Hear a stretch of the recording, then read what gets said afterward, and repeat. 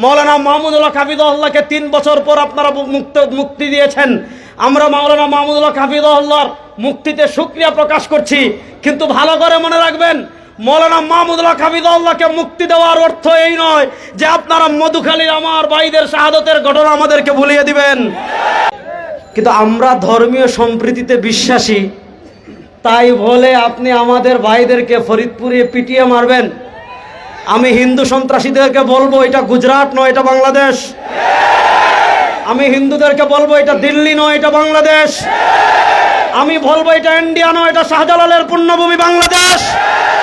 এখানে আপনি আমার ভাইকে পিটিয়ে মারবেন আর পূজার নামে দেশি অস্ত্র আমাদেরকে দেখাবেন। যদি আমাদের সাথে আপনারা খেলতে চান, মাঠে আসেন, আমরা খেলার জন্য প্রস্তুত। আমরা পরিষ্কার ভাষায় বলতে চাই, মন্দিরে নিরাপদ থাকুক, এটা আমরাও চাই।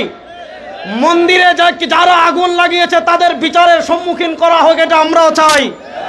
কিন্তু আমার নিরীহ মুসলমানদেরকে যারা ঘন্টার পর ঘন্টা বন্দি রেখে তাদেরকে যারা পিটিয়ে শাহাদত বরণ করেছে, মনে রাখবেন মুসলমানের রক্ত পান করে পৃথিবীর কেউ নিরাপদ থাকতে পারে নাই।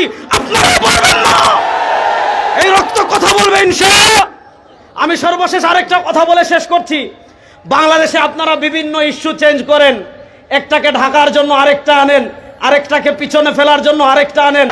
মাওলানা মাহমুদুল হক হাফিজাহুল্লাহকে 3 বছর পর আপনারা মুক্তি দিয়েছেন। আমরা মাওলানা মাহমুদুল হক হাফিজাহুল্লাহর মুক্তিতে শুকরিয়া প্রকাশ করছি।